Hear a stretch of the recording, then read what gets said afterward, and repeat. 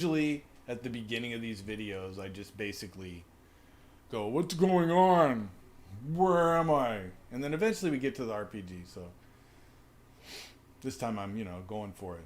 I'm live, it says. If this is me just getting live, welcome to Death Clam Games. This is going to be the solo RPG development of Chomp N Stomp. Oh, you know what I'd like to do, though? Oh, it's probably too late.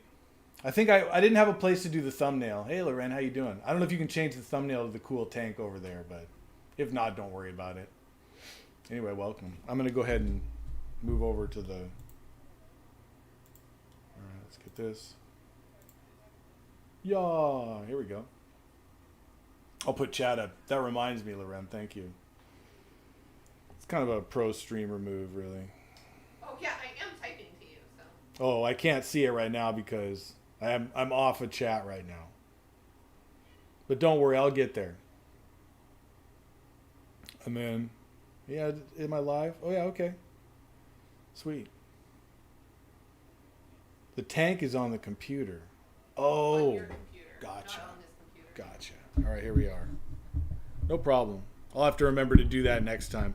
This is only the third stream. We're still playtesting the stream as well. So eventually it's going to be even more amazing, honestly, than this.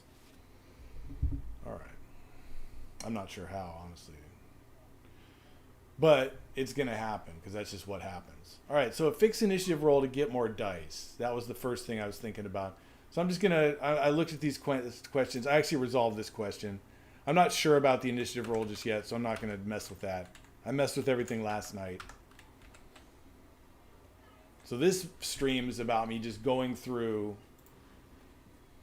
and doing an entire playthrough, just going through and seeing how it works out, seeing if the by reading the rules just straight through I can actually play through a game.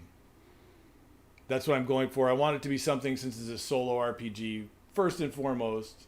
I think it might be fun with other people the more I think about it. But since it's a solo RPG, I want somebody to just be able to pick up the book or whatever it is, the PDF.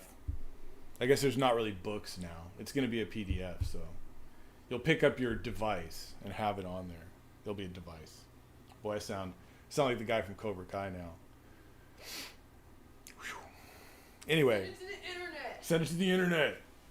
Yeah, exactly. I'm just on the internet. Where is everybody? Hello, internet. Where are you? Why aren't you watching my tabletop role-playing videos? Right?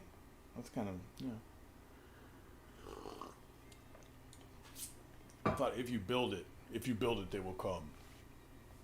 I don't think that was like, yeah, what was that? The ancient scriptures. All right, let's see. What am I doing here? So let's just try through this. Just start with a blank sheet, the beginning here. And I'll read through this again. Maybe we'll see if any of these sentences are different now that I've played through it a few times.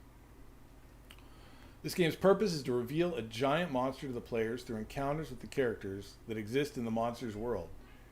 I will say it might need some editing. When the game is over, you'll have experienced an exciting narrative and created a giant monster.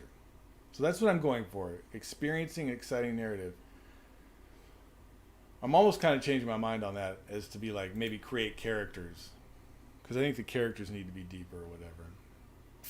Or kaiju that has until now only dwelt within the forgotten corners of your subconscious mind.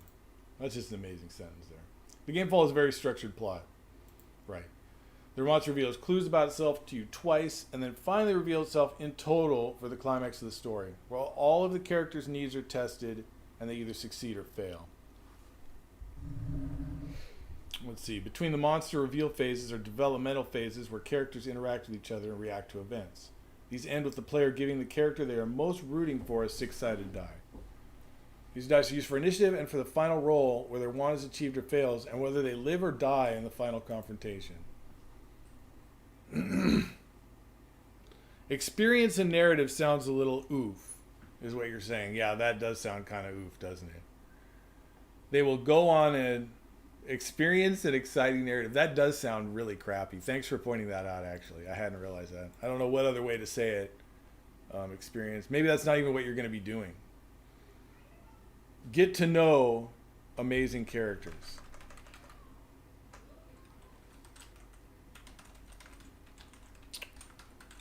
That sounds bad too. That sounds maybe even worse. But there it is. I've actually changed it. More like went on a wild ride or got swept up by a whirlwind of adventure.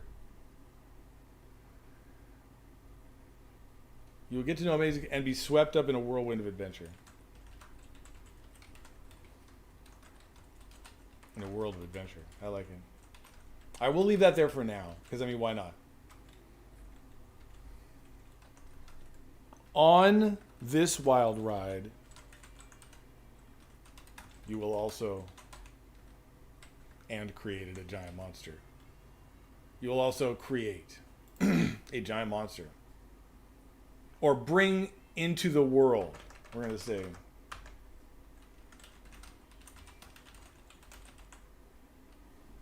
Yeah, there we go. All right, that's more ballad birth. You will birth a giant monster into the world. All right. I mean, you asked for it. Honestly, this is amazing. Yeah. Birth a into the world. Birth into the world. A giant monster. You will forcefully birth into the world. Okay, I'll leave that part off. Birth a giant monster. You. Okay. All right. I mean, the birthing is kind of weird. Maybe we should back off on that. We'll leave that. We'll leave it for now, though, because it is kind of funny. And I, the whole thing is you're supposed to be able to read these rules and, you know, just play the game. It's supposed to give you an idea. So I don't know. I don't necessarily want to take out personality from the rules either.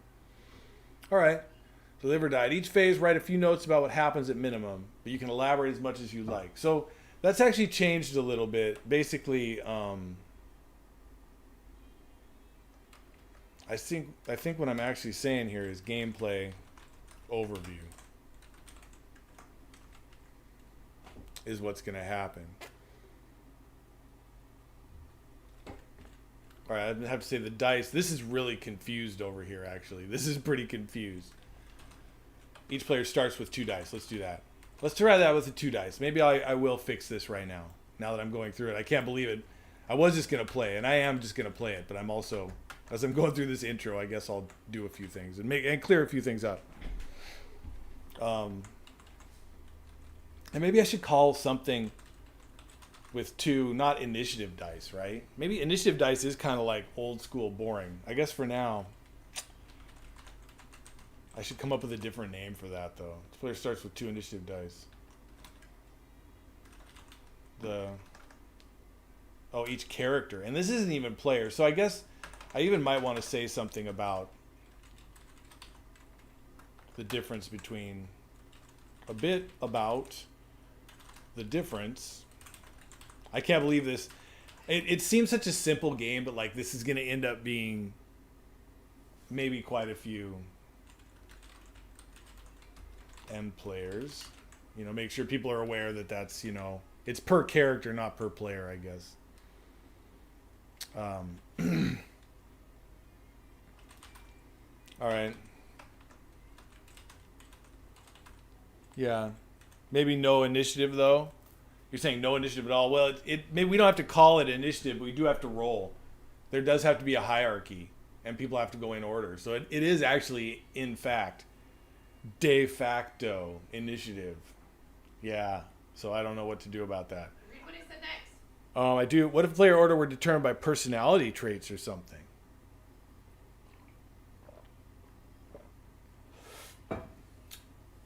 I'll write that as a note up here. I'm not sure. Let's check it out, though. You know, it does. The initiative rolls every turn get a little bit maybe clunky than dice. But I like the dice to resolve the end, where at the end players are in some kind of order of having. Maybe they don't have to roll it. I don't know. I like there to be a little bit of randomness. Like, it should be kind of exciting. Like, you shouldn't just know for sure that, you know, Melvin's going to be eaten by the monster. It should be sort of like you don't really know which character is going to get, like, live or die. And you'd be in peril. So they get in peril, so they don't even necessarily die.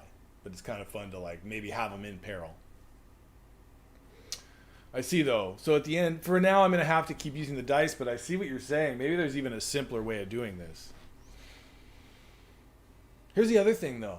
When you're playing RPGs though, it's like everybody has like cool dice that they want to use. I think a lot of people want to use dice, especially if you're doing like tabletop. Like everybody likes dice. That could be part of a fun mechanic though, determining player order in a sort of mini game. I think it could be fun, especially if it was like a negotiation. Maybe all the players just have to decide who goes first, and maybe instead of dice, you're passing out tokens. I think Golden Sky Stories did something like that too, where it was like you pass out just tokens, and I think maybe in a sense the dice are acting like that in a way. It wouldn't take away the dice; it would just keep them in a particular zone. Dice become the economy. Yeah, people give out dice. You have to give out a dice to a character every turn or something. But maybe it's a new one and you spend it between each other and you negotiate. Be like, okay, here, I'll give you 2 dice if I can go first or something. Or maybe people are just like, yeah, go first, please. Or yeah, maybe there's negotiations. I'm going to put that down as an idea. Because that's kind of cool. I do like that. Dice become the economy. Yeah, I'll write that as a thing.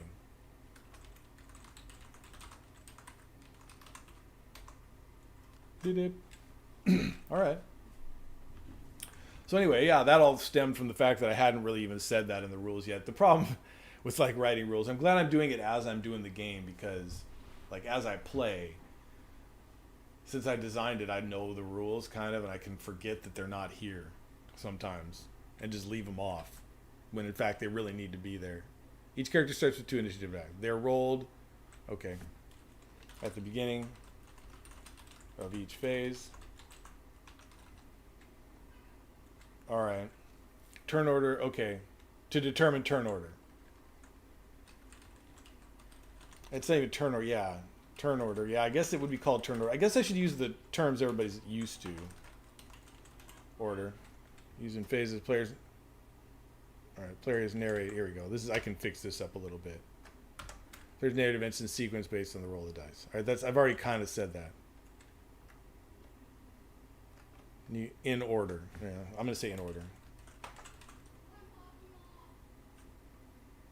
All right. Actually, I described this like 5 different ways. I don't actually need to describe it like over and over in the same way, though, I think. All right, let's see. All the character story dice are rolled. Story dice, I called them there. I could call them story dice instead of initiative dice. That sounds better, maybe. And a turn order is obtained.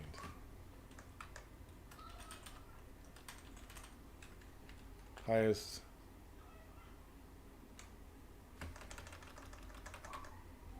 Number rolled. Narrates first. Wow, yeah, this is really kind of a mess. Just put in order. Yeah, maybe at some point we're gonna need to. I realize that a lot of it's kind of unclear, but that's it's coming in from the void, slowly crystallizing as a actual game.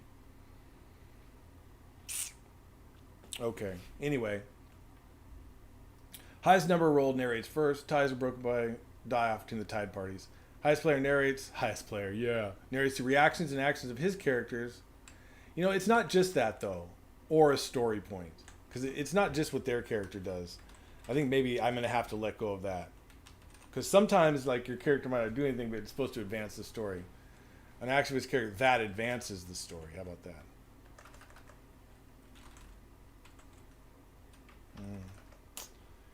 Or I'll just say that for now. Then passes off narration to the next character, and then another adds to what has come before, and so on until all the characters have added something. You usually be instructed to write a short summary of what each character does during a phase, but the amount of detail is up to you. I've said this before. What are you saying, Lorenz? Story point plus personality trait combo on a table or something. Oh yeah, here I do have a trait, personality trait thing.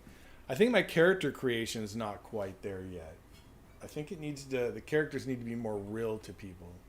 We were talking about that earlier, where we could like maybe even start out, instead of creating characters, you actually bring characters that you're familiar with, so that you don't have to create anything. Maybe I shouldn't be even having. There should be a way for people to create characters that they want, but maybe if you don't, there's just some pre-made characters or instructions for bringing in characters from other games.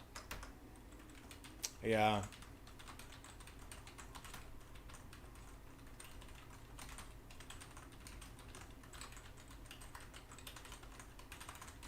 Yeah, okay, I like it. And settings too. And settings. Maybe there's even a default setting. Maybe you don't make up settings. See, here on this the current system,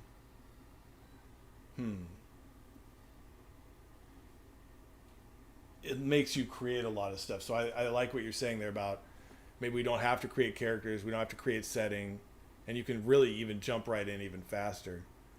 Pre-made characters or characters from popular media, I should say. Yeah, I know that. Everybody knows that, right? Yeah. A default setting. Yeah, like the island. You'd be on a tropical island at a base or something. Which is where a lot of, I'd say a lot of monster movies, you're at a base on an island. Or you're at a village, or whatever.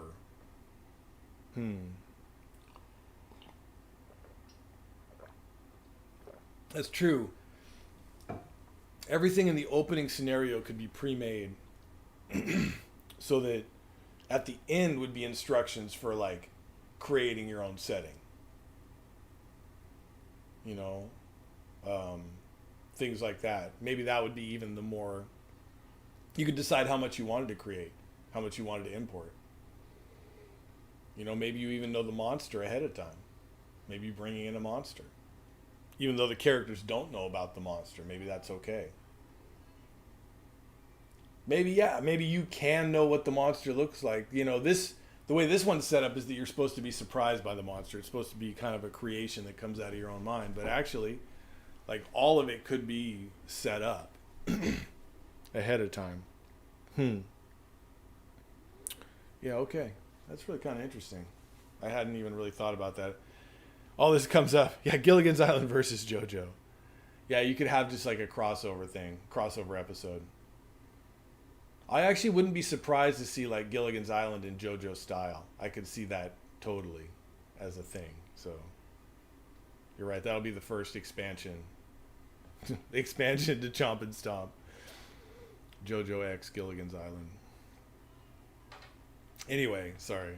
Character starts with 2 story dice. Okay, well that's a lot to think about. It's making me think a lot. They rolled at the beginning of each phase to determine turn order. Okay. So a sentence or two. So it's not usually summary. Sentence or two about a specific aspect of the story. That's really what happens. Of what each character does in the phase. I do want to say the amount of detail is up to you, but maybe it isn't to start off with. We don't want to give people too much like room at the beginning, because I think if it's too open-ended, it's just not even possible to approach even a little bit. Unless you like making stuff up. And I guess really that's not the case for everybody. Not everybody wants to go make shit up. I think that's what I'm starting to learn, is that some people want to just go on a ride. So, and Loren, I think, if I could get it to where you felt like you were going on a ride, I think that would be successful in a certain way, especially for a solo adventure, because I think it's tough. In most solo adventures, you have to be the GM. Yeah. No, I hear you. All right, here we go. Let's see. All right, the monster in this story is gigantic and unkillable. Yeah, so I just wanted to make sure I got that part in, because, it's not a game about like defeating the monster or finding a way to kill it. You know what I mean? It's about dealing with the giant monster. It's about the human interactions as you have a giant monster attack wherever you're at, which it seems like kind of a base or whatever. Yeah, I don't want to really see under the hood. Yeah, there you go. See? Yeah, I think that's the thing. And how do you not in a solo game, right? It's kind of a weird... I think the more you do for the player, the better in a solo game. Really. They should feel like they're going on an adventure. At the same time, although for me, see, that's weird though. For me, I like actually making things up. So I think it should be, the game should encompass both of those things. Like if you want to make up all of this stuff, that's cool. It should, let you do that easily. And it does actually. But I think at the beginning, you don't want to have to do that. Maybe you never do, maybe you always want to just import people. That's fine. So anyway, what you need to play the game. At minimum, you need a piece of paper or Word document, all right, to write the specifics of the character and mark how many dice they have, okay. People could be responsible for their own characters on index cards and pass out physical dice, or one person who's used to GMing could run a central sheet with all the info on it. All right, it's up to the group. Each character will require one more sentence at the end of the log. Yeah, I was thinking for the first game, if you're not running it solo, it should probably be one person keeping a log. That kind of makes sense. All right, anyway, here's the structure of the game. I've added a couple phases. This is just an outline of the structure right here. Here's all the different phases. Maybe I should even number these so you know that there's separate phases. Allow me to kind of keep track of this a little better maybe too. Is it the music? Yeah. I know. I hear some like really serious like. It was on the watch later list. I'm gonna just take that off. What is it? It doesn't matter. It doesn't matter. Amen. That wasn't right. It's not okay. Right. So here's the phases here. Let's see. Pick, create characters. Okay. Setting an atmosphere. I had to add that one since last time. I think this is where you have to create a setting and atmosphere. But now, even after thinking about that, I'm like, okay, wow. Maybe I'll even think about this game in particular as making up some of the defaults. It could be sort of a road to that. So maybe you don't have to do that phase even. All right, 3, development phase 1. What brings the characters together, and we introduce the motivations for the character. I think I need to break this. When I really break this structure thing down, I think I'll break it down into sentences too. It's like, I'll be like sentence, blah, blah, blah, sentence, blah, blah, blah. So I do want to change that. I kind of see what I'm going to do. Let's write a little note up here. Fix, what do we call it? The game summary. I'll make it more, like an actual table of what actually happens. 4, intro signs of the creature, like the actual steps you take, I guess. Structure of the game would be the steps, the things you actually do in game, and they would be listed out here in short form. I guess that could even be something for when you're like good at the game. You'd be able to just look at the summary and play the game, like once you actually understood it. So that's kind of cool. And then it would be literally on one sheet. So I guess you'd have to play it a couple times, then you could totally do that. All right. Development phase 2. Characters react to the signs of the creature. Advanced motivations. Tell us more about why your character wants their thing. Okay. Development phase 3. Stakes. A path of success and failure is mapped out for the needs of each character. 7. The creature destroys something. The nature of its strength is revealed. It may be glimpsed, and someone may die. 8.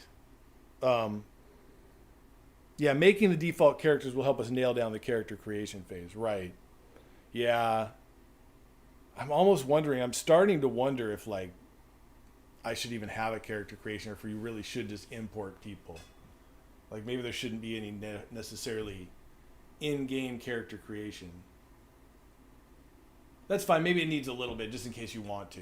Yeah, you're right. It should still have a basic character creator, which it kind of does, so we'll see. We'll see how it works in actuality. All right, so here's where someone died. Development phase 4. Someone's in peril. And they do. Someone is placed in peril is maybe a better way of saying that. All right, development phase 4. Characters react and set up the success or failure of their motivations. 9. The creature appears in all its glory. And then here's one I added since last time too. I'm a teeny bit concerned about copyright stuff. We wouldn't actually put any copyright stuff in the actual game. If people wanted to do that in the, comfort of their own home and use JoJo characters, I don't see why that'd be a problem. That'd be a real bummer if like the copyright police like just came and they knocked down your door because you were like writing JoJo fan fiction, and we're like, "Excuse me, sir, that is against the law." But we are in such a world. Maybe, I don't know. I hope not. Development phase 4. Characters react and accept the success or failure of their motivations. Oh yeah, creature appears. Oh yeah, this is the new one. The phase 10. The creature withdraws. The creature wreaks havoc, then leaves mysteriously or is driven away. So I could say you could drive it away. Maybe there's some plan to like, you know. Oh yeah, we'd have to provide our own default characters. Yeah, we can't just be like, hey, use Gilligan's Island. Yeah, we can't say that. Yeah, no, we have to. You know, I would provide default characters and a character creator. I think that's probably the best. I think you should at least allow people the options. The more options, the better. The more things you can do with the system, the better, you know. So, we'll see. And then the character arcs are resolved by dice. This is the final. And actually, then we have an epilogue. Oh no, this isn't a phase. The character, this is the climax phase, I guess, would be when the character resolves. I didn't realize that.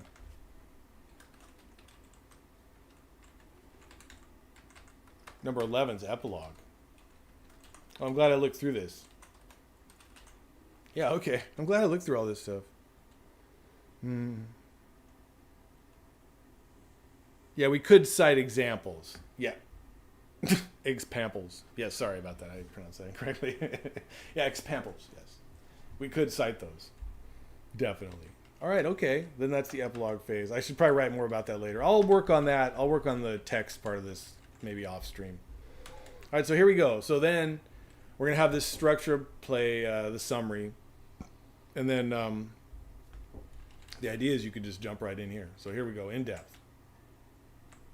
Character creation and setup. Create 4 main characters. Divide the characters among the players as you see fit. Create 4 main characters in order. Write all the relevant information below them. Okay, so I could say here,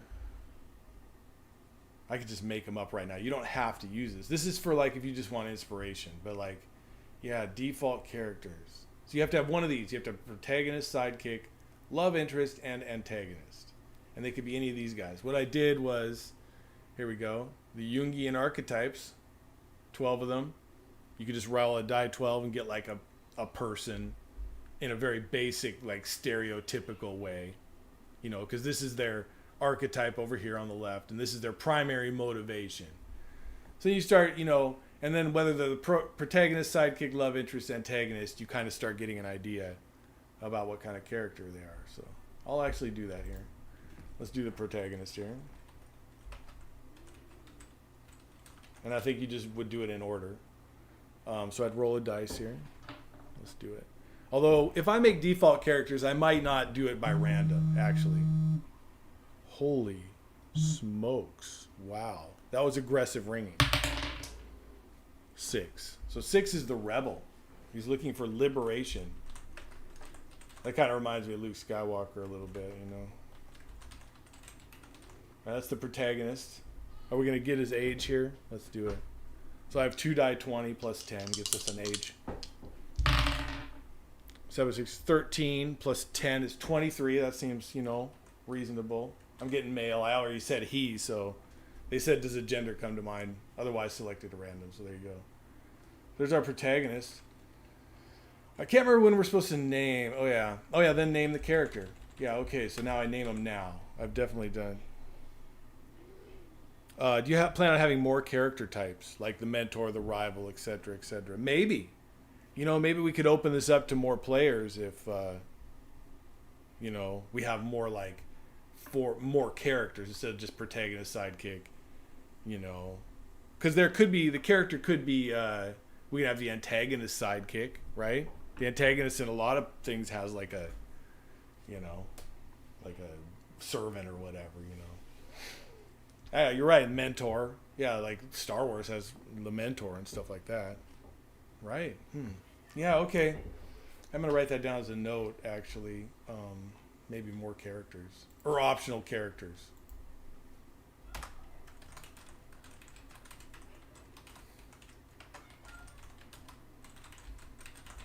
Yeah, that's a good idea. All right, let's see. All right, so anyway, here I am at the character creation stage. Well, there's been a lot more to this than I thought, actually. I thought I would just play through it, but there's more, a lot's coming up as I play through it. It's still at the really early stage. And it does make me realize it's default. All right, so his name is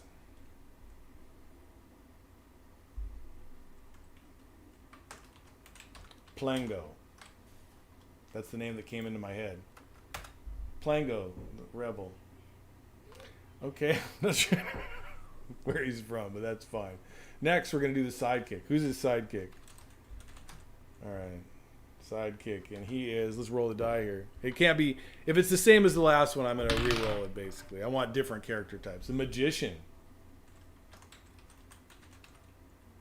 Looking for power. And how old's this guy? Let's see. Plango, yeah. He's 23 plus that, 33. I'm gonna say he's male too. He's an older influence. He's a magician. He's looking for power. Yeah, I'll actually spell that correctly. His name is Plango. His name's Gordon. Okay.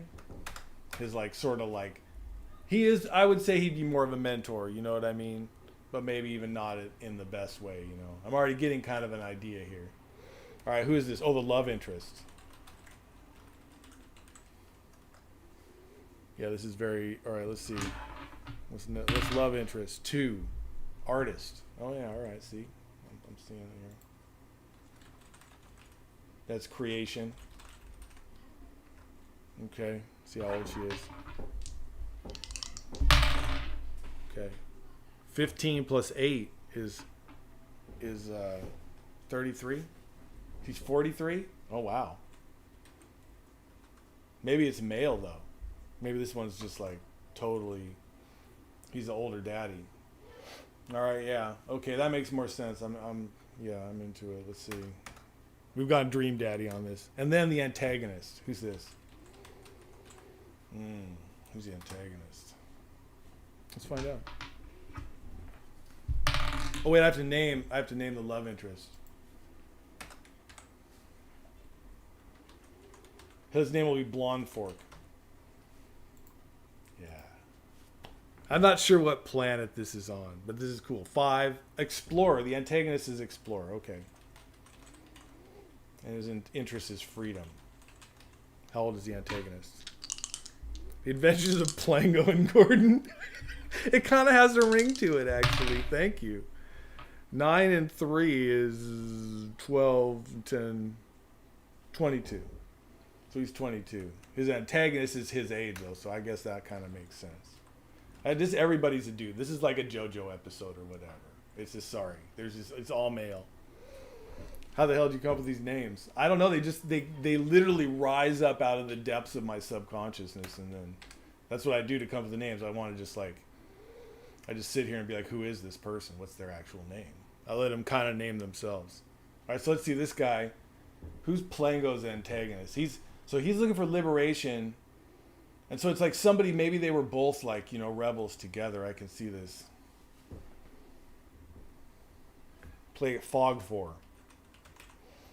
Yeah, there we go. They were like buddies, before. Maybe he got under his... Okay, I'm starting to see a little thing. Okay, all right. Anyway, so I'm not going to get too far into it. Name the character. Okay. Each player writes a general sentence about their character in order of creation. This sentence is based on the people's first impression of the character. Try to actually see the character in your mind's eye. I write the first thing that comes to mind. So this is my character creation. Let's write a little sentence about Plango here. What does he have to say about himself? I'm just thinking, what do you see? All right, I'm seeing he's in like a tan coat. Yeah, with a big scarf. Okay.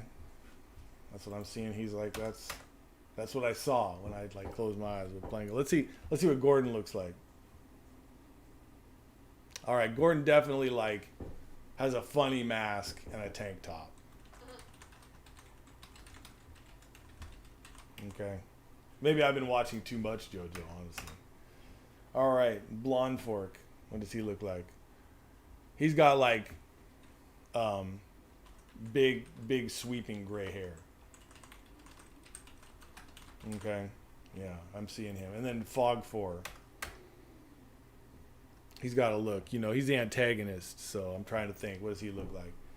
He's got like, actually, when he comes to mind, he's got like white hair and sort of a pinched face.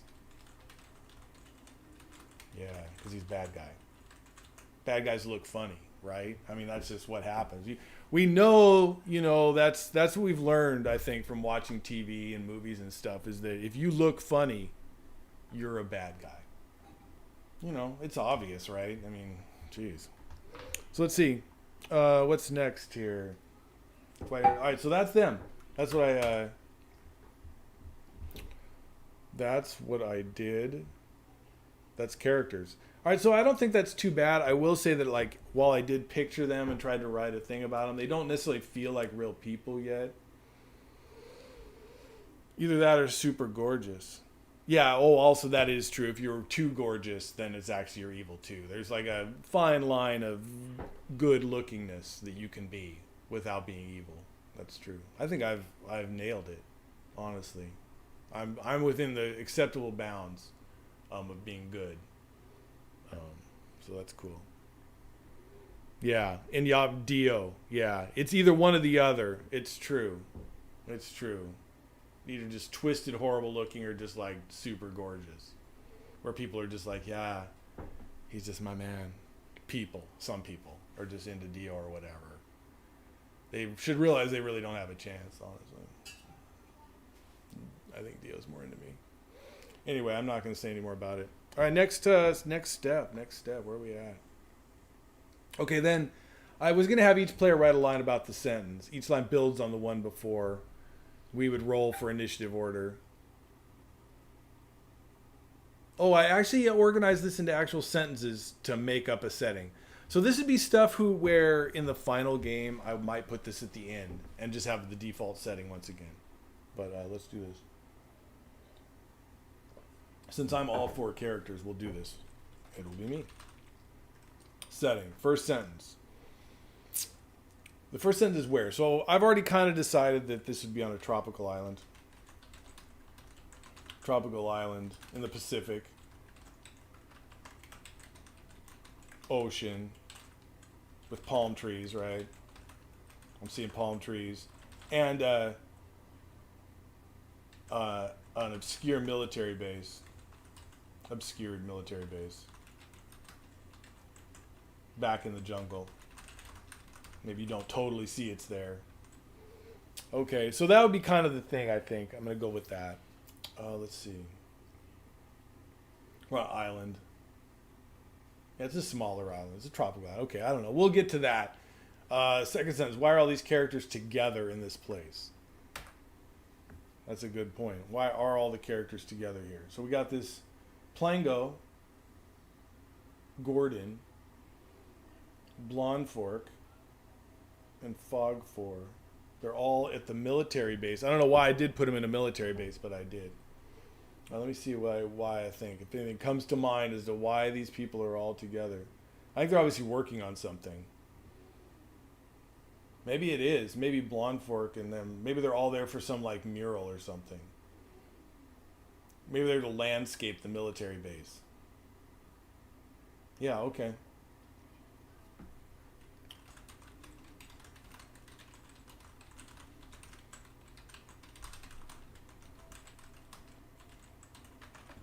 Yeah, they want to change the landscaping. Hey, Samos, how you doing? Welcome. Aiden Samos, how are you? Anyway, welcome. We're doing the, Chomp N Stomp. Do you remember Chomp N Stomp? I'm going through a playthrough. This is like my, third playthrough of this game? It's coming together pretty well. I've already this time, like, we've spent so much time on just figuring out, like, how I'm going to change it probably, actually. Yeah, it's totally different now. Chomp N Stomp's totally different. Anyway, welcome, man. I'm thinking about streaming regularly here for, for a little while. I'm just going to stream every day at, it's 1 here. So whatever time this is, Yeah, we're doing good. I don't know, we got smoke coming back over here. We've been under, like, this big smoke cloud and stuff for a while, so it's been kind of a bummer.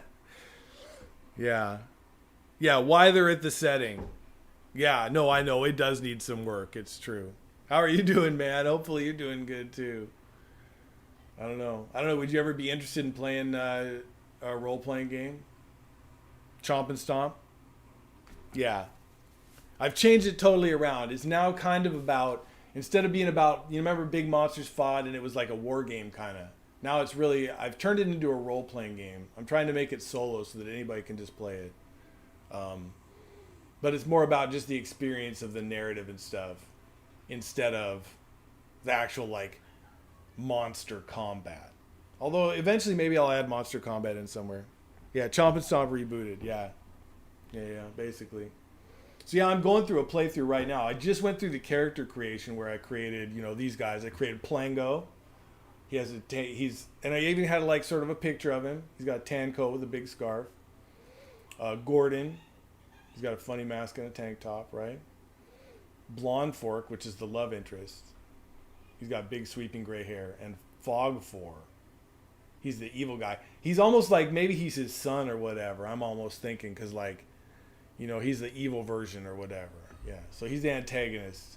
I've created these characters. I'm thinking, when are you trying it out? Well, right now I'm just going through the solo version. So I'm trying to get the game where it's actually like a game, and it's almost there. But we're trying it out every day, yeah.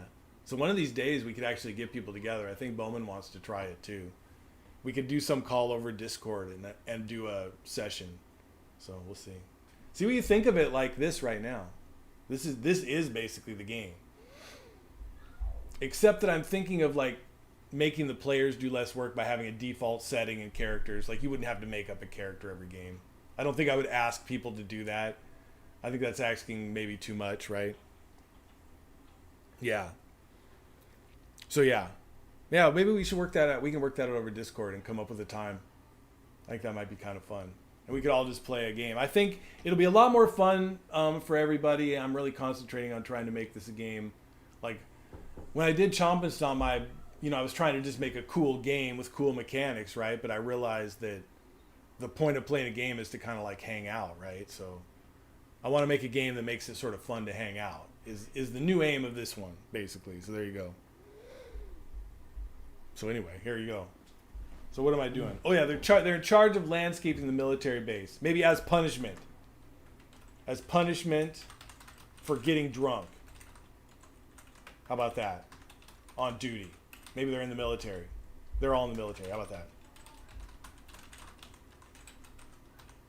We don't know if that's what happens in this particular... This is just some imaginary country's military, I guess.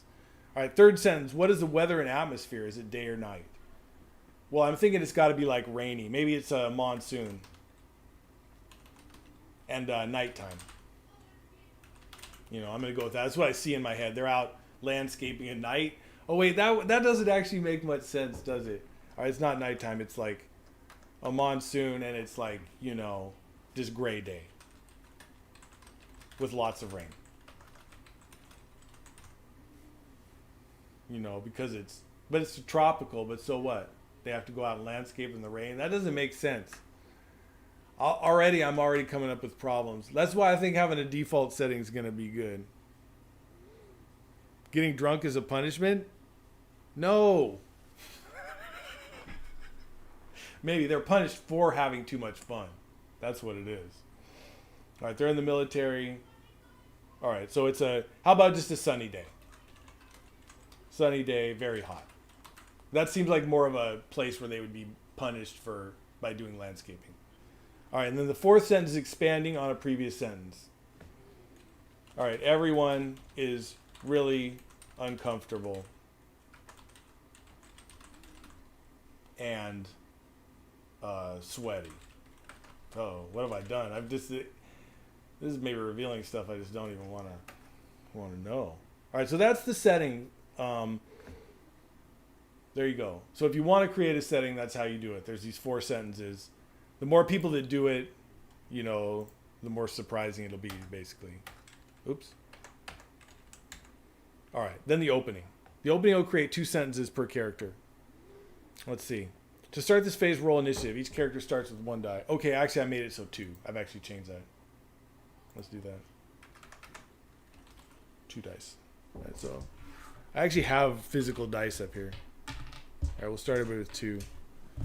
I have physical dice. I have them actually different colors for the different characters, but I still have to roll them off camera. Oh yeah, the Ren brought cupcake home. Oh my god, fucking so good. And then I put it in order of high roll to low roll. If it's tied, like these are, you have to roll off. Yeah, see, this is a lot of rolling and fiddliness. Loren was talking earlier about maybe me making it simpler or not a die roll for initiative. And I'm thinking that because it does seem like I have to sit over here like, now I'm going to go roll the dice, everybody. You know, don't worry. Okay. Anyway, so I did get a final setting. So here's the opening. The opening of the story. Here we go. Each character lists a reason for being there. Don't try too hard to be creative. Okay, a sentence about relations, and then a sentence about relations they have to other characters. Maybe this is part of why they're at the setting. Okay. Yeah, no table cam, no. So you can't see the dice. They're just sitting over here. I get to see them. But, you know, I figure that's, you know, like a GM thing, right? You know, GMs never show anybody the dice. So it's like, yeah, I rolled a 20. They're like, are you sure? Like, yeah, I'm the GM. I'm totally master. Game master. You just have to accept what I say because that's what's rolled. Yeah, that's probably the old style anyway. We'll see. I should think about that actually. We just don't have another camera right now. Anyway, 2 sentences per character. Okay, so the first character that came out ahead was the love interest. This is Fog 4. So 2 sentences. Why is he here? Oh, no, not Fog 4. That's the antagonist. Love interest. Sorry, it's Blonde Fork. He's there. Yeah, he came artist creation. Maybe he's not a painting artist, though. Maybe he is a cooking artist. Maybe he came to the island because he loved making sandcastles.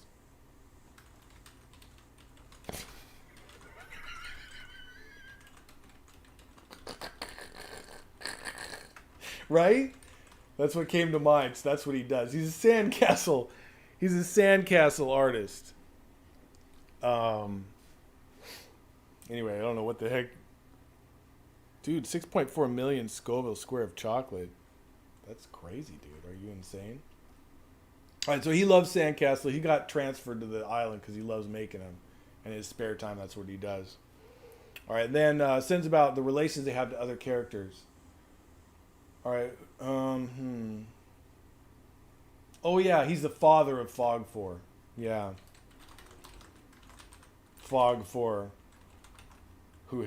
You know, I'm just going to say father of Fog 4. I'm not going to, like, expand on that. I'll leave that for somebody else to say. I mean, you don't need to actually say too much each sentence. You kind of want to let everybody create it together. Well, or if you're solo, just expand per thing, you know. Oh, wait. Now the sidekick. All right. Who's the sidekick? It's Gordon. All right, so now Gordon has 2 sentences. What's he doing there? I think he's there mentoring. He's the mentor of Plango. They're in the same unit. I guess he would be. I guess Gordon would be. Is Plango's superior officer.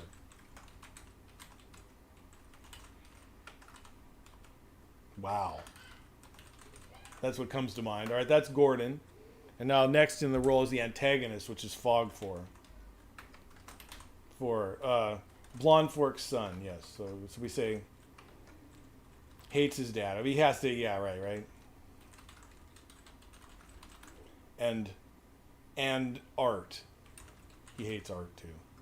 Because his father does art. There you go. All right, and then expanding on that. And their relations to it. Well, you know, I should just say son of Blonde Fork here, even though it's said earlier. Maybe that's even maybe 2 sentences, and an art, and all of art. Is that even something you can do? Expanding on it. Why is he there though? Has grown up on the island. There we go, because they've been stationed there.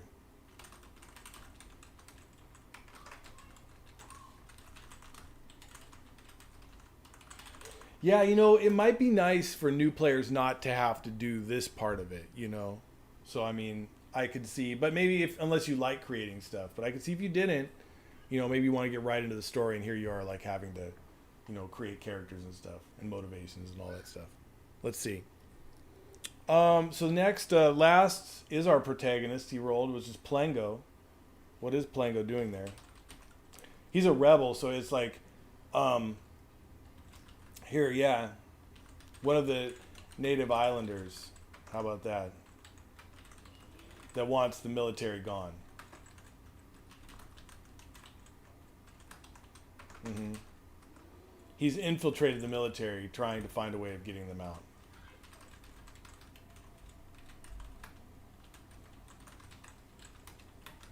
Get them off island. All right, there you go. That's it. That's 2 sentences each. Okay. Let's see.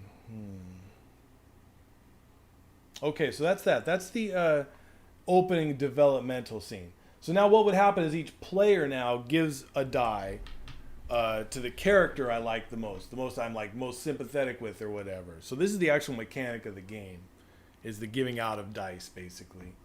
Since I'm the only player right now, I give out 1. Who do I want to give it to? Who do I think is my most sympathetic to? I don't know who, if I feel like anybody's super awesome yet. I'm going with the Sandcastle guy. I'm going to give it to Blonde Fork. I think that's the coolest guy. Yeah. Big Sandcat. You too, Loren? Okay, I agree with you. So we give him the dice. Blonde Fork is the love interest, so I give him a pink die. So now he has 3, and everybody else has 2. So he'll have a little advantage in rolling the dice, which means something at the end of the game, because the person who has the lowest total at the end of the game is in peril and could possibly die without any of their hopes and dreams being realized. Also, the guy with the highest total at the end, though, is in peril, but he will, if he lives, he heroically conquers whatever his problem is. So, you know, the dice are important for that reason. Yeah. Anyway, first monster encounter. Okay, that was the opening. So now we have to go to the first monster encounter. Let's do it. All right, oops.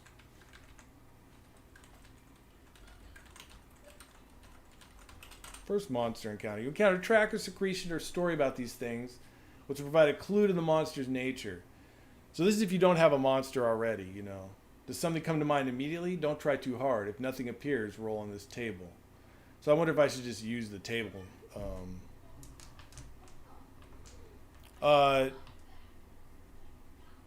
This is very hard to learn. I feel if you play it, you're going to be lost.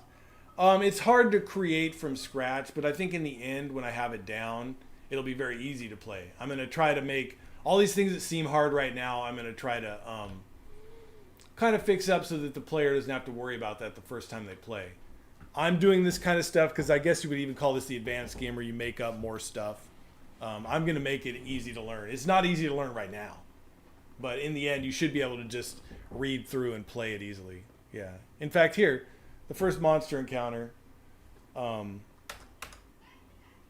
will even just roll so I don't have to think up something.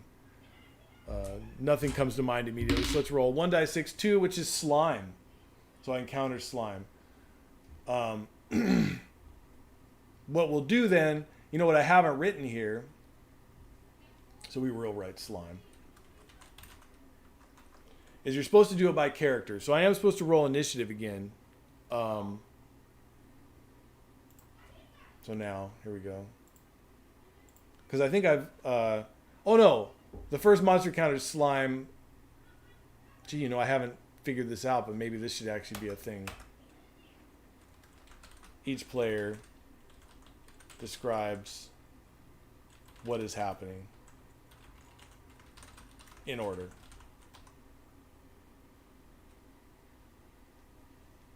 So maybe I should actually make that even more easy. Like the first sentence is... All right, let's do that. Let's make this even easier so that you don't have to think too much about what. You don't have to come up with something just off the top of your head. It's a very specific thing. What are the characters doing? doing. Second is what is the sign. Third sentence. How does everyone react? And the fourth sentence.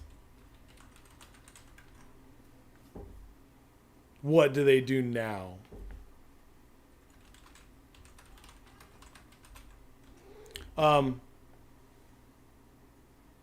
Yeah, prompts. That's a good way of putting it, Loren. It's supposed to help you along so you don't have to necessarily create something. I want it to feel like in the end that you're just on an adventure. That you don't necessarily have to do any work. Even if you are coming up with stuff, the stuff you come up with should be natural. Like, it should be just natural social stuff that you just know anyway. It's not like you're going to have to, like, create all this stuff. So I'm seeing the points in the game where I have to create stuff and maybe it slows it down. And I'm going to take some of those parts and automate it. Yeah, it's good to see you again, man. I'm glad to be streaming again. I think I was in like this just super depressed hole for so long. All that smoke and stuff too didn't help. But yeah, it's good to be having a project again and doing something again. So I'm excited about this. It's kind of helped out. All right, so I won't put right slime here because that's the first sentence. So the first sentence, who is this? I'm going to roll all the dice again, which I'm already seeing problems. This is really making it slower, having to like roll the dice and add it all up and, Okay, here we go. All right, so it's Blonde Fork first again. So what's he say? The first monster count. What are the characters doing? So from his perspective, they are clearing weeds. Everyone's clearing weeds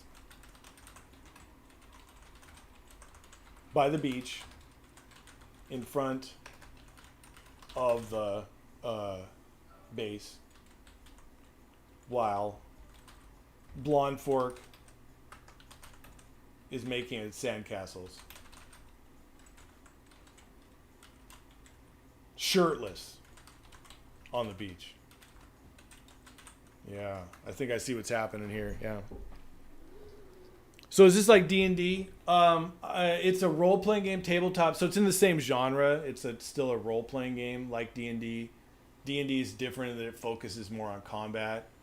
I think all of the rules in D&D are like, well, actually, there's a ton of rules about everything, but most of them are set up on, handling combat and different kinds of monsters, and there's a lot of equipment rules. There's rules about retaining, employees and having a castle, and there's a lot of rules about that kind of stuff. But I'd say it's more combat centered.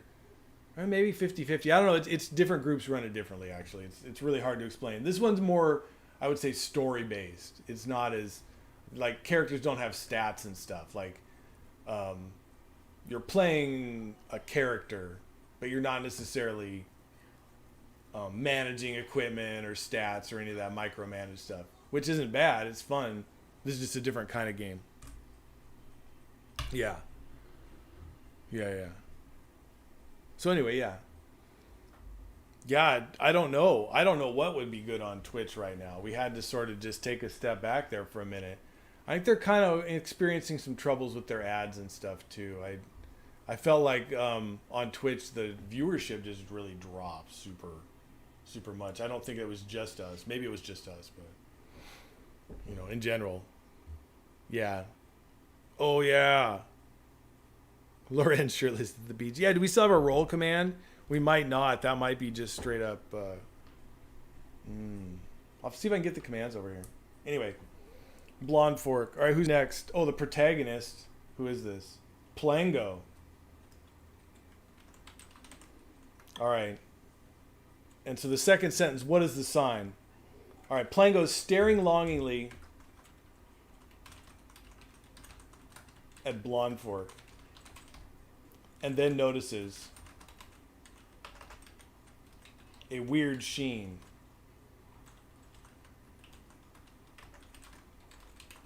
He calls to everybody, and they go down to the water to see.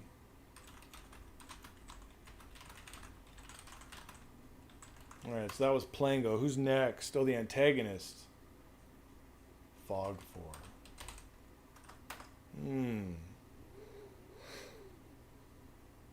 Yeah, the beaches here are rocky and chilly. Yeah, it's true. It wouldn't be the same. This is a tropical beach here. Let's see. Fog for, what does he do? So the third sentence is, how does everyone react? So it says everyone, so, you know, from his viewpoint, but yeah, how does everyone react?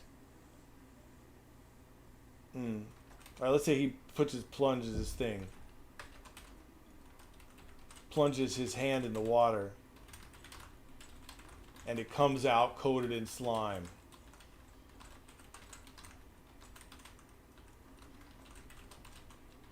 Everyone screams.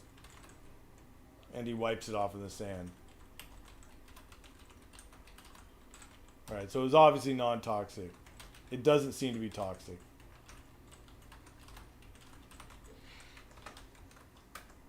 Apparently, because he put his hand in it. And it didn't, like, I thought it might, like, burn his hand off or something, but it didn't. And then fourth sentence, what do they do now? So who's the person doing that sentence? Oh, yeah, it's the Gordon. What's Gordon again? What is he anyway? Did we even say what these people were? No, not totally. He's a sidekick. Oh, yeah, he's the guy. He says,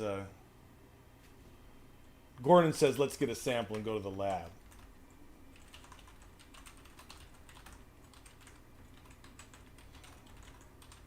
Get it to the lab at the base. Right? They use the sandcastle pails.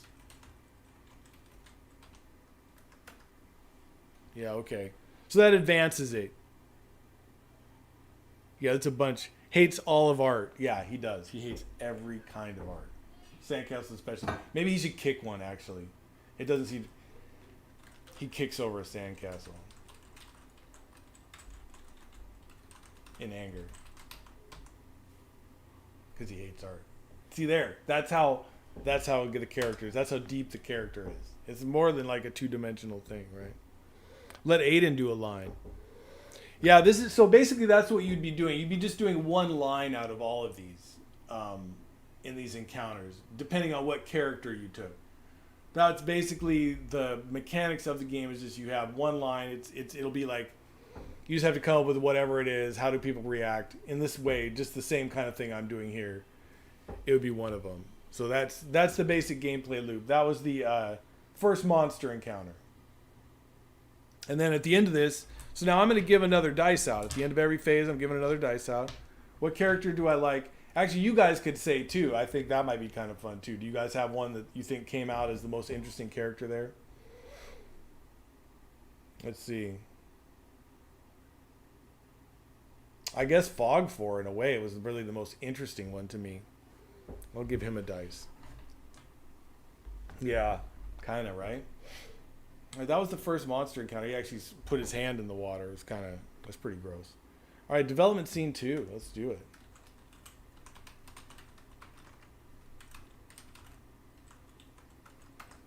All right, initiative is rolled. Oh, yeah, here we go again. Rolling more. Yeah, he redeemed himself a bit. He did. Even though he hates art. He did kick over a sandcastle. That's the, you know. Ooh, look, he got a really high roll, too. Looks like he's number 1 this time. 10. Oh, look at this. The 2-die guy got ahead. Okay, so you guys can't see it, but it's Fog 4, then Gordon, then Blonde Fork. Then our protagonist rolled last. Our protagonist is pretty boring right now. Aiden says he would have picked Gordon. He just liked people named Gordon. See, that's it. You can pick it for any reason. I think that's a good part of it. All right. So wait, was development scene 2. Initiatives roll. These characters writes one sentence, expanding a previous sentence about their character, or revealing a new relationship or reason for being at the sentence. Expanding the previous sentences. Okay, so antagonist guy. Who is he? Fog 4. All right, they go to the lab, I guess. Fog 4 throws the pails. Or not throws them. Brings the pails into the lab angrily. Maybe there's a lab assistant there.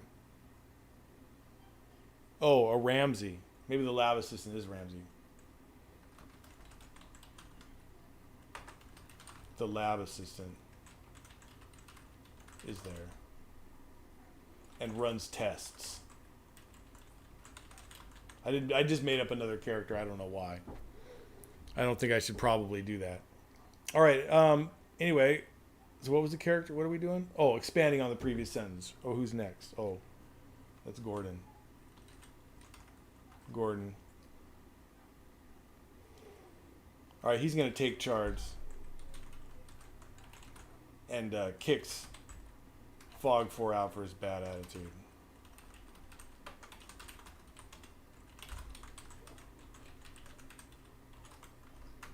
All right, what happens next? Gordon banking. Oh, yeah, that guy.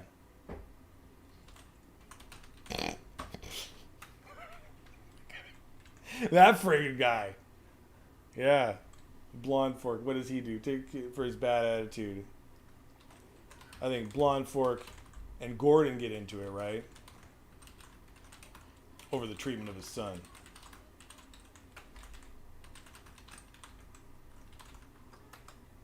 And then last, Plango again. Plango's just last. He's always bringing up the lurch here.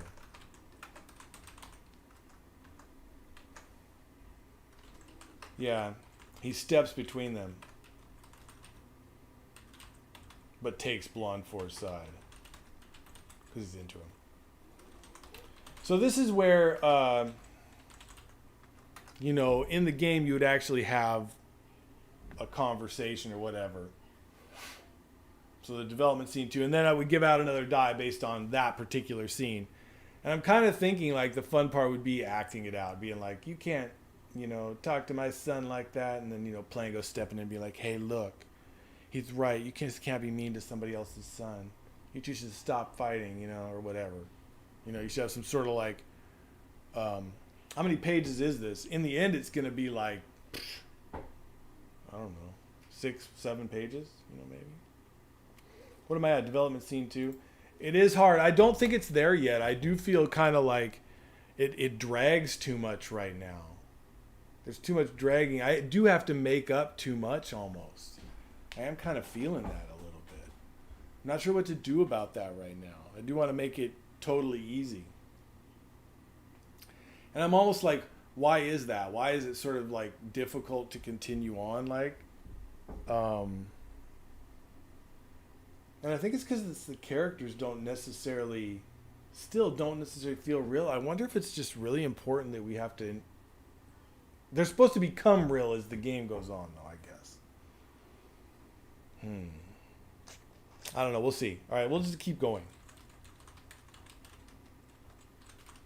Scene 3.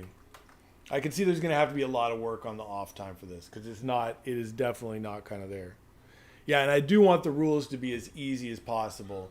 Even if there's some supplemental stuff at the end, the base rules for just getting into the game should be pretty low count, like hopefully like 5 or 6 at the most, you know.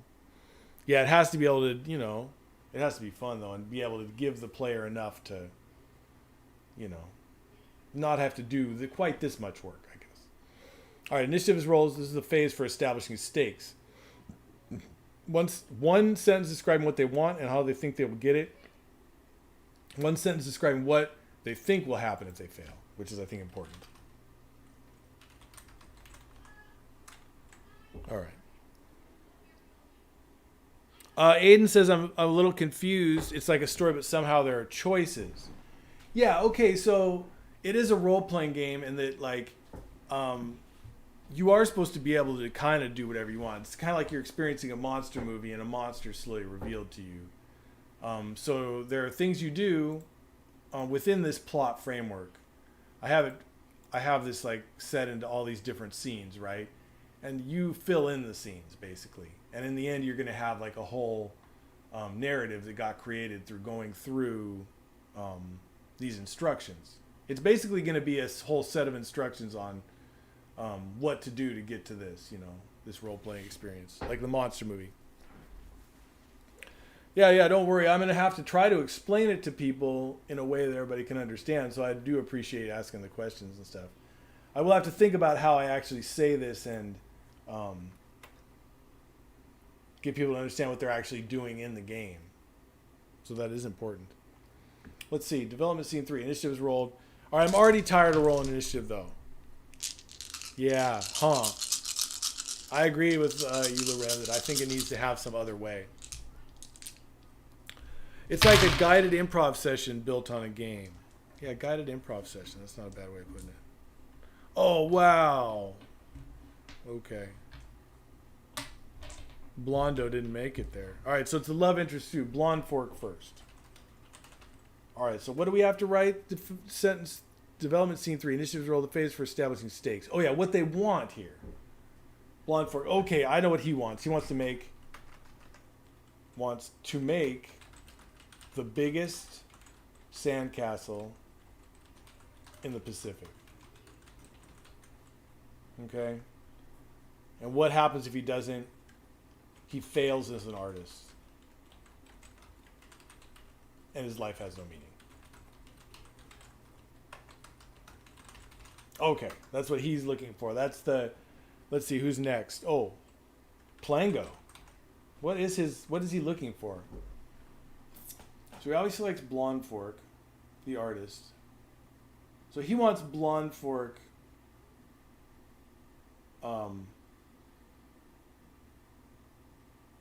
he wants to, what? Blonde Fork to fall in love with him?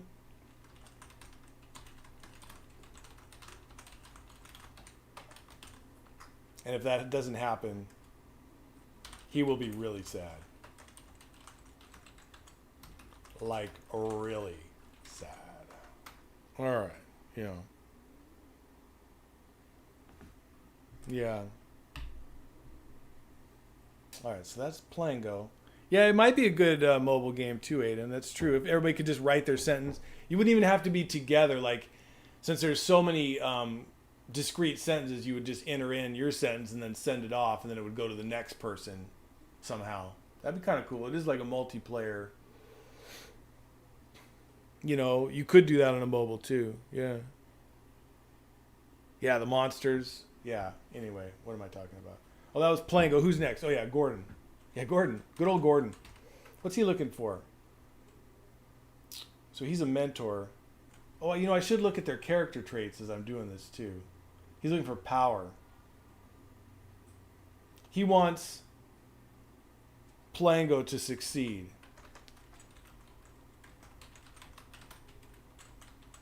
So he can be recognized as a great teacher. Or mentor, whatever. And if that doesn't happen, he's a loser. Well, let's see.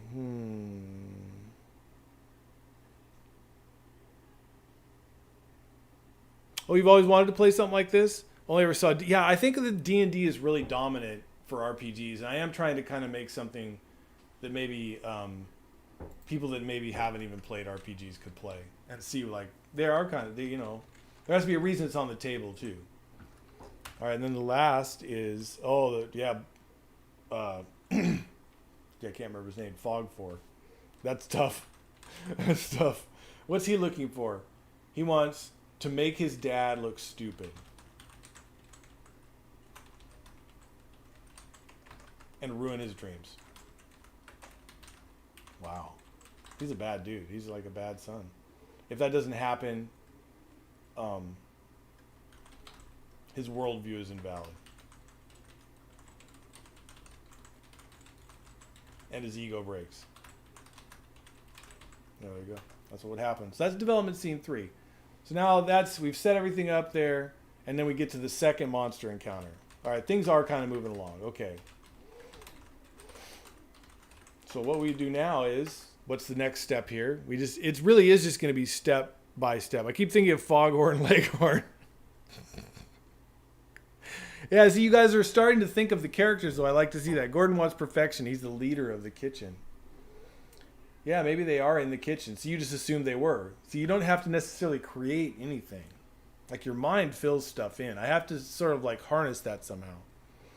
Second monster encounter. All right. The creature now destroys something, and one character may be killed. You create 2 sentences by answering 2 questions. What is destroyed and how? All right, so this one I'll just roll the dice on. So what is destroyed? 1. A building nearby, and it's destroyed by an avalanche of slime that melts objects. Or slime or acid. Maybe it doesn't even like, maybe it crushes it. This one just seemed non-toxic, so we're going to say a nearby building is destroyed by a crushing avalanche of slime from the sea. Because we're seeing it's coming from the sea. I mean, already this creature just seems like sort of a sea creature. Yeah. Yeah, Aiden, stick with Aiden. I think you've made a good choice there. Yeah, for sure. All right, so that's the second monster encounter. It's as easy as that, really. Players roll initiative dice. The lowest rolling characters in peril. All right, so here we go. And then we're going to write a sentence about in peril. The second monster encounter I forgot. So here we go. Oh no.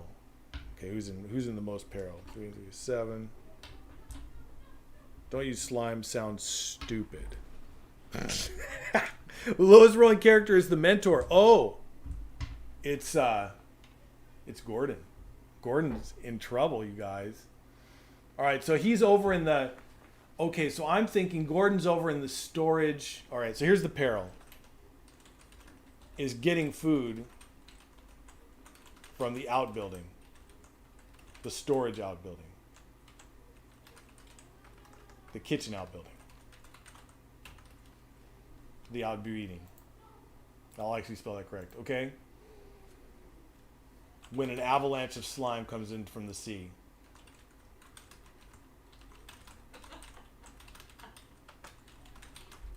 Yeah. All right. Okay. Slime. You guys, what's going on in here? It's taking WAP to a new disgusting level, you guys. All right, here we go.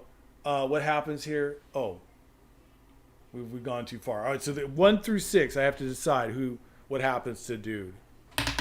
5. Oh, he's killed. Gordon. Oh my God, you guys. Gordon just got killed. Comes in from the sea. He is overwhelmed and suffocated. And suffocated by slime. I guess he's overwhelmed and suffocated, yeah. As everyone watches on horrified.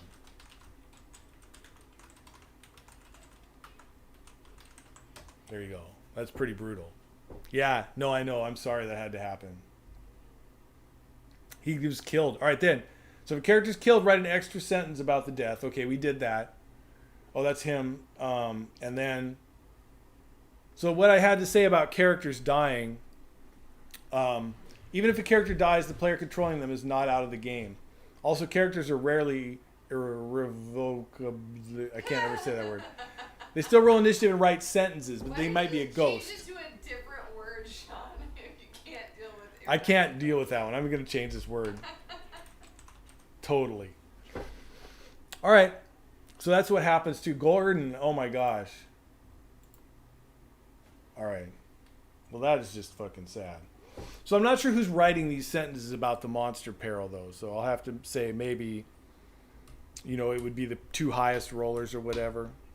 But yeah, sorry about Gordon, you guys. He didn't make it. Maybe, but remember, character death is very, very, what do you call it? Fluid. All right, development scene 4. That is sad, though. His mentor swept out to sea suffocated by slime. I can just imagine him like in clear slime being like, "Wurg, wurg."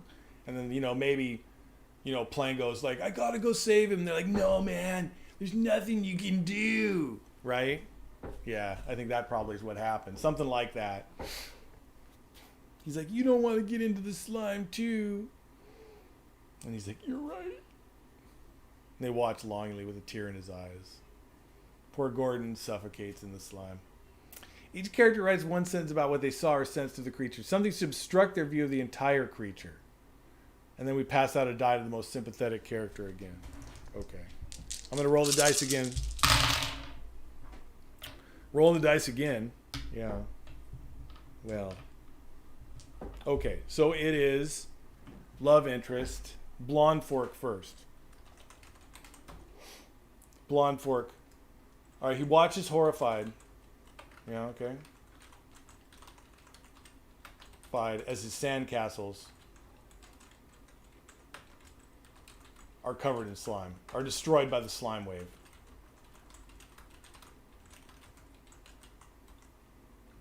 Okay, that was Blonde Fork. Next is, the antagonist, Fog Fork.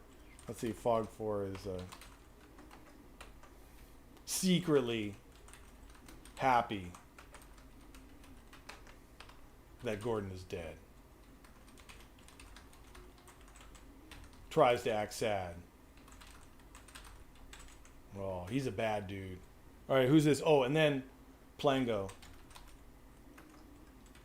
Oh, what was his Plango? He wanted Blonde Fork to fall in love with him. Oh, heartbroken about his mentor. Maybe he turns to Blonde Fork for sympathy.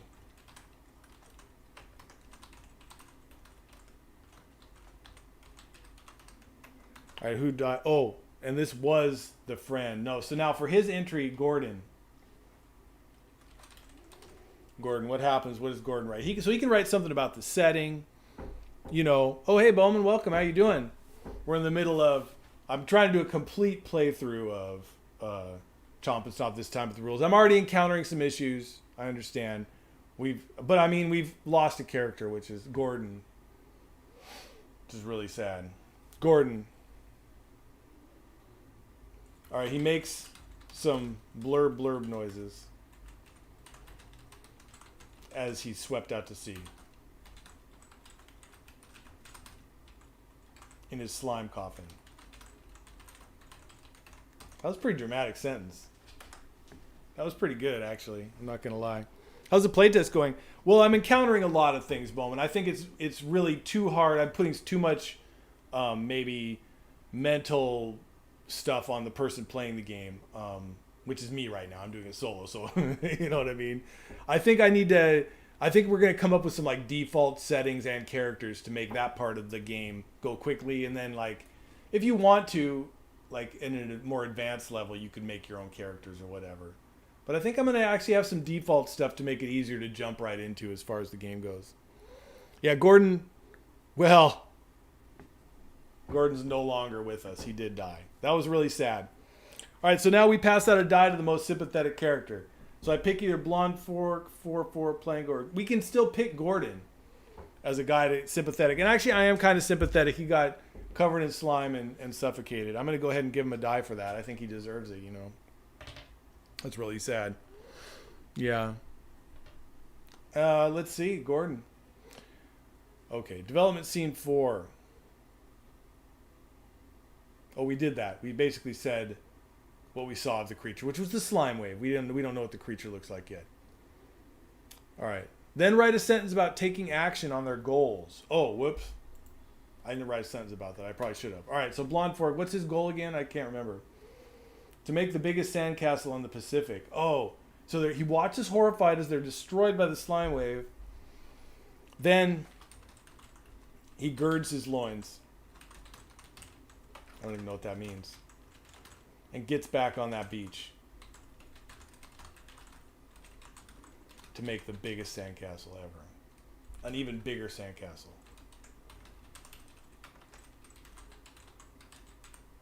I mean, I'm getting teary-eyed just thinking about it. And what does he do for his? He wants to make his dad look stupid. Ah, I got it. He secretly goes to his room to make an explosive to destroy his dad's sandcastle. This gets pretty dramatic. I don't know if you guys can handle this. Can you handle the drama? All right. Yeah, that was like rough. Yeah, it was rough. Plango, what does he want? Oh, he wants Blonde Fork to notice him. He turns to Blonde Fork for sympathy. Okay, so he sobs on his shoulder.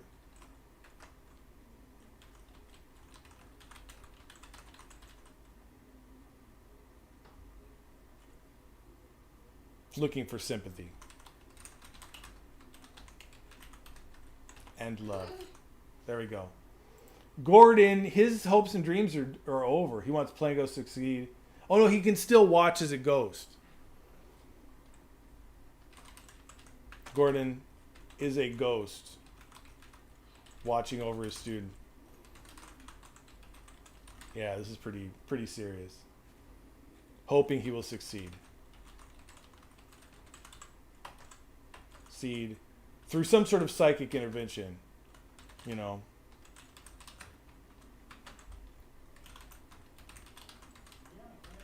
Like Obi-Wan Kenobi.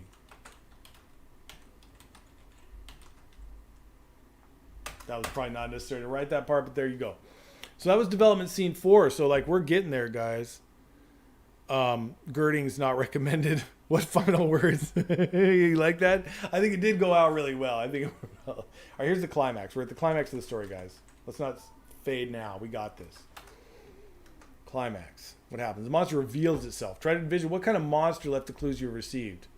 If you still need a little help, this thing. Oh, each character writes a sentence about finally seeing the monster in all of its glory. It has emerged from the fog. So this is what we can roll if we want to, like, if we don't see a monster. All right, roll all the dice. Oh, this is where we roll all the dice. Oh, did I give somebody a thing after that last one? I don't even remember. I don't even remember. It doesn't matter. It sounds like a giant slug. It could be a giant sea slug. Yeah, I am seeing like a giant spitting sea slug is kind of what I'm seeing, you guys. All right, so anyway, and then we'll do this and we'll describe the monster through these guys' eyes here. Okay.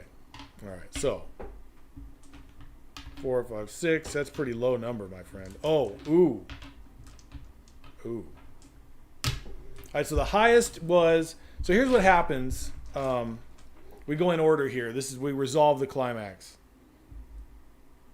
So the highest was pink here, which is 11. That's Blonde Fork. So he's going to face injury or death, but still achieve his aim. So he's in peril. I have to roll to see what happens. So his aim is...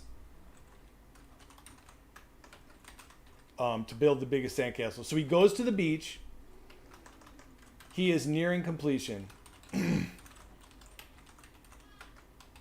of the giant sandcastle when the beast appears out of the waves.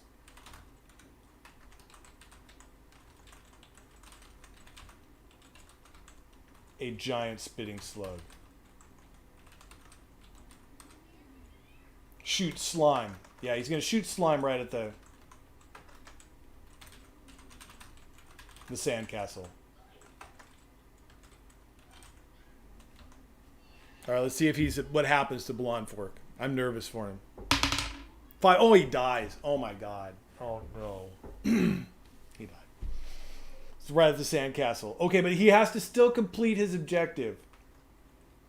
All right, Blonde Fork raises one last heroic bucket.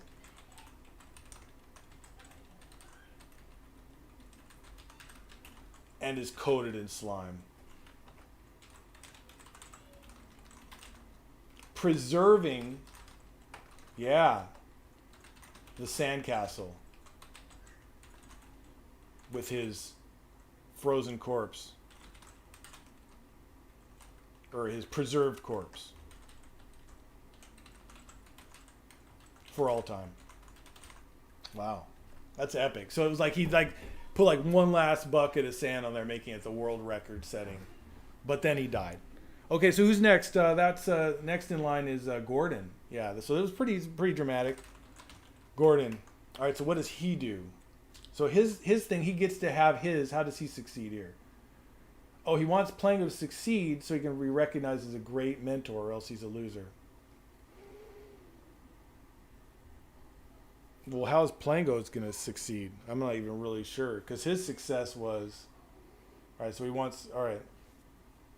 So he'll give him some kind of advice, okay? Gives Plango advice from the grave.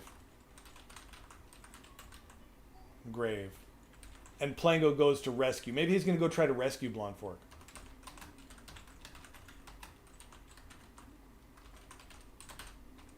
Gordon's ghost is overwhelmed at his bravery. and dissolves into the afterlife.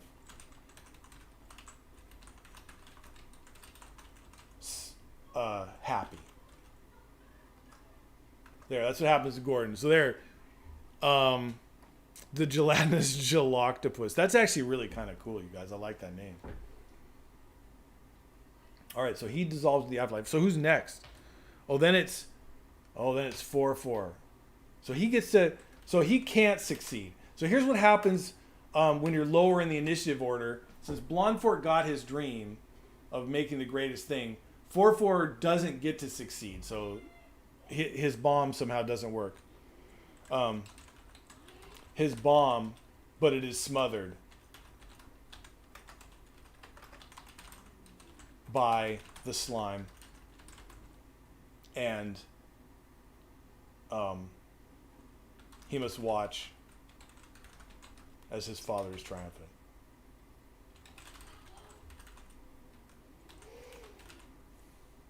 And dead. And then finally at the end here, I rolled a 2. They're being terrible for the protagonist here, Plango. He's looking for, his whole thing was to make, so he has to fail. The person who rolls the least has to just fail. He wants Blondfork to fall in love with him. Okay, so he wants now he's also in peril. So let's see what happens to him. He's injured. He's injured. 4-4 was kind of a dick. He was a little bit of a dick. I'm not gonna lie. All right, so Plango runs. He runs to Blondfork and sees Blondfork look at him one last time. From the slime. And say, and mouth you. Right? And then, so he looks at him and Plango's rejected in his final thing. Plango slips and hits his head. Getting permanent brain damage.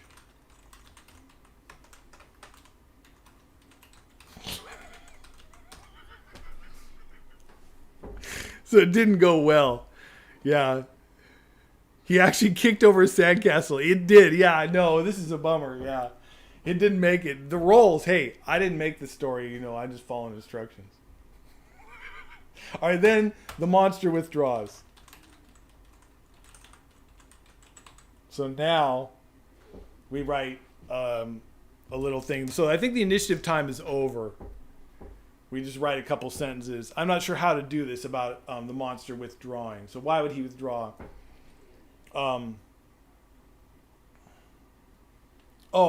He was blocked by the sandcastle. The immense sandcastle. The giant slug returns to the sea.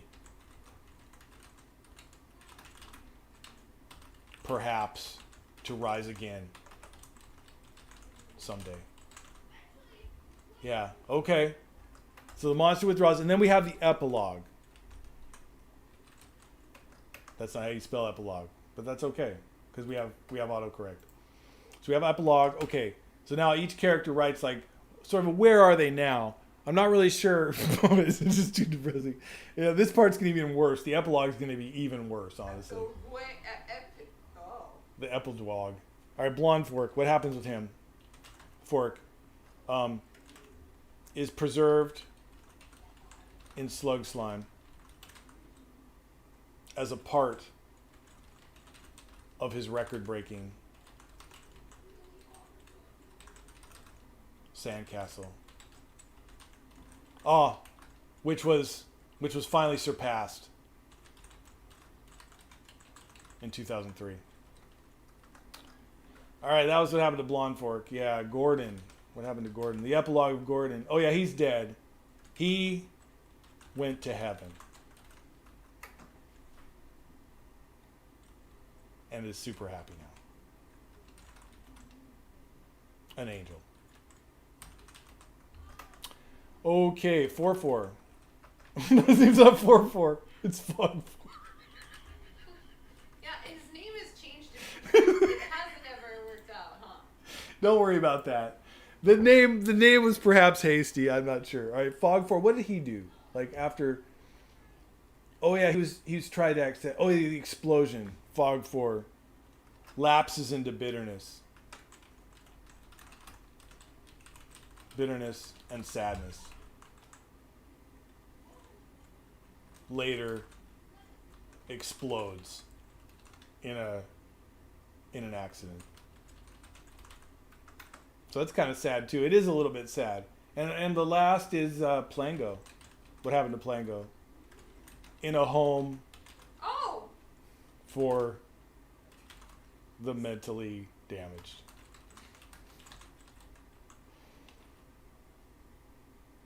Okay, I guess that's all I really need to say. So that's the epilogue. That's what happened.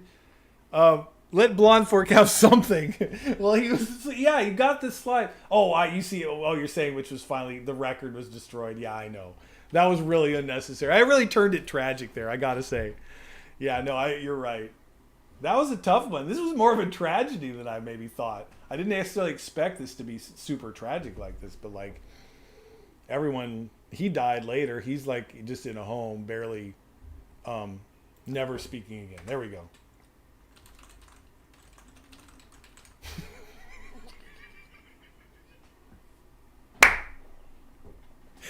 Yeah, it got dark fast. It's true. From sandcastles and giant slugs to homes for the mentally damaged. Yeah, no, I mean the role play did take a turn. I'll be honest with you. The giant slug came out of the water and basically ruined everyone's life. And that's kind of the whole point of the game, is that you don't know what's going to happen. I mean, it should surprise you. Let's just go take a quick look over what happened. So that was a full session of Chomp N Stomp. I see a lot of places where this needs work, but let's go back over what happened. We had Plango, our protagonist, Gordon, the sidekick, Blonde Fork, the love interest, and Fog 4, the antagonist. On their tropical island in the Pacific, they were in charge of landscaping. Somehow they went from landscaping to kitchen. Sorry, Corona.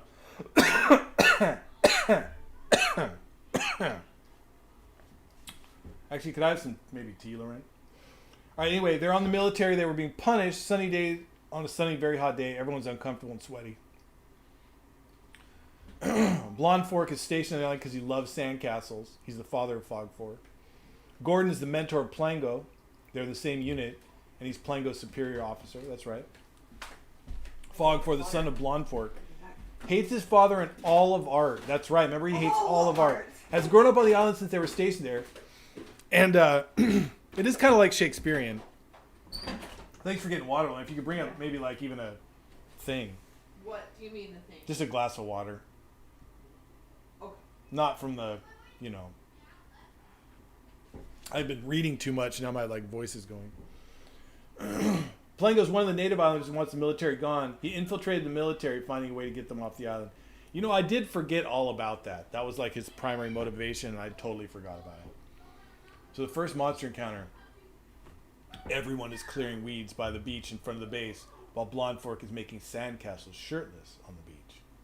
Plango stares longingly at Blonde Fork and notices a weird sheen on the water. He calls to everyone, and they go down to the water to see. Fog 4 plunges his hand into the water, and it comes out coated in slime. Everyone screams, and he wipes it off in the sand. It doesn't seem to be toxic. He kicks over a sandcastle in anger. Gordon tells everyone to get a sample and get it to the lab at the base. They use the sandcastle pails. I tried to, get the sandcastle in there. Development 2. Fog 4 brings the pails. I didn't develop this either, by the way.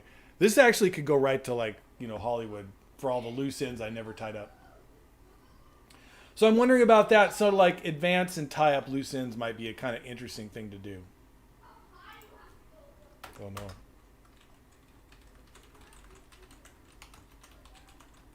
Maybe once you could, number them or something and have to deal with them. Anyway.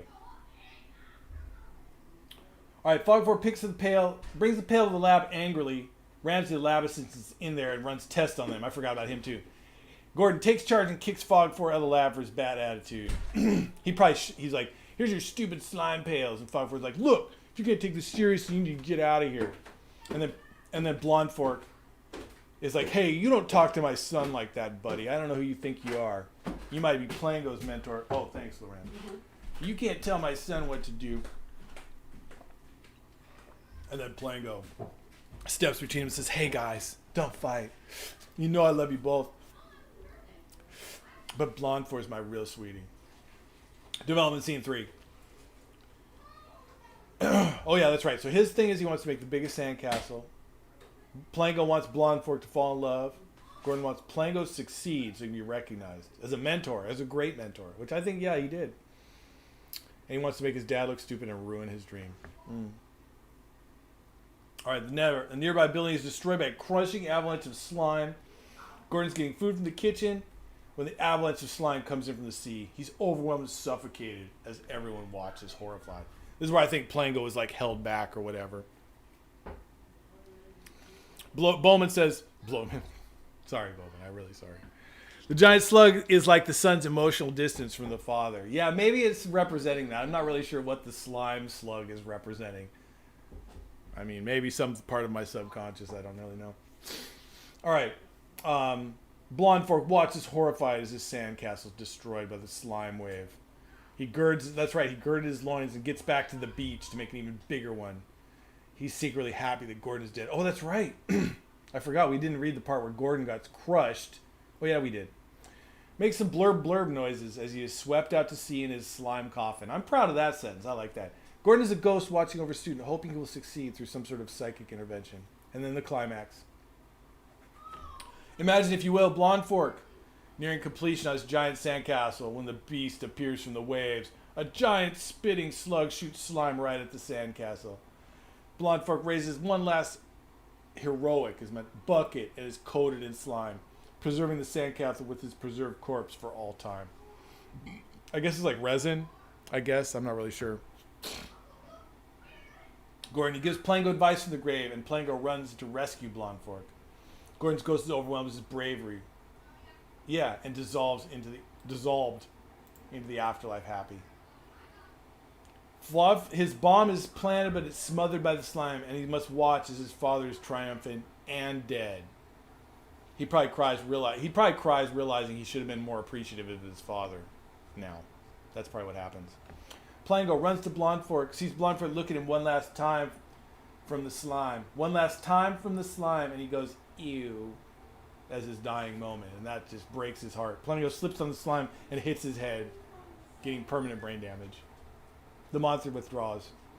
Blocked by the immense sandcastle, the giant slug returns to the sea, perhaps to rise again someday. All right, well, that was pretty beautiful. Here's the epic, Sorry. Yeah, I know. It was because of the giant sea slug, okay? So everybody kind of went bad, too. Except for Blonde Fork was heroically, his sandcastle was preserved till 2003, when it was actually not as cool anymore. People stopped really coming to look at it because it wasn't the biggest one in the Pacific anymore, really. Gordon went to heaven. Fog 4 lapsed into bitterness and sadness. Yeah, and explodes. He literally explodes. And Plango's in a home for the mentally damaged. Never speaking again. Not like coherent words. He probably makes like noises and stuff. Yeah, it's pretty sad, really. Okay, but yeah, so there we go. I think that was pretty good. It worked as a game. I will say that. Unfortunately, it doesn't quite work as a yet. It's still too difficult. It still has too many slow parts. I'll get it working, though. I think I've learned a lot by going through this. And hopefully, yeah, you guys will play with me on... Friday, I think. What, Lorraine was trying to set something up for Friday. We could do like a Discord call or whatever. Right. And like actually play... hopefully I'll have some of the rules worked out a little more by then, but it should be fun. Anyway, hell yeah. I've talked too much. Anyway, thanks for hanging out, guys. Bye. I smell a Disney movie. Dude, especially the tragedy. This is some Disney-esque tragedy, don't you think? Father and son, betrayed or whatever. I don't know if he was betrayed. He tries to blow up his sandcastle. Kicking over sandcastles. This is not adult thing to do. But it really... Well, the story was, it came from my mind. It was a little ridiculous. The giant sea slug came and just sort of slimed on everyone. Right. And it was all male. It was all male cast. Yeah, all these dudes sliming on each other. Yeah, there was definitely, he's preserved in slime. Wow. A giant sea slug. Wow, Sean, what is going I don't know, on I'm a in little- your brain? I'm a little scared. Anyway, Yeah. thanks guys for hanging out. Good vibes till tomorrow. This one actually went over a little bit. Yeah, it was I kind of, worked it was out. fun. I think I'm planning on just doing like a session. It's not going to have any particular time. It's just going to go as long as it goes. I really wanted to make sure I did a whole playthrough this time, so that was kind of fun. This wasn't even just a playthrough though, because I did a lot of like talking about changes and stuff. But all right, so there's a lot to do with this. I'll maybe do that before tomorrow and get back. Hopefully by tomorrow, I hope to have some like default characters and the default settings so that that doesn't need to be made up every time. It's gonna get tough for you every single time having to go through and do new characters. I don't mind. See, I like that part, but I don't think people are going to want to do that. I think that it might be easier and more fun to have a character already there, or a character you can take from somewhere else. Like I said, we could take Gilligan's Island characters or JoJo characters or Right. Walking Dead characters or Twilight characters or something. Bill and Ted's. And have them be attacked by a giant monster. Yeah, see you later, Bowman. Hey, thanks for hanging out, guys. Bye, Bowman. You have Samos, if you're still there too. Thanks for hanging out, man. Bye, everybody. It was good seeing you guys again. It's been fun streaming the last couple days. I've liked getting back into it.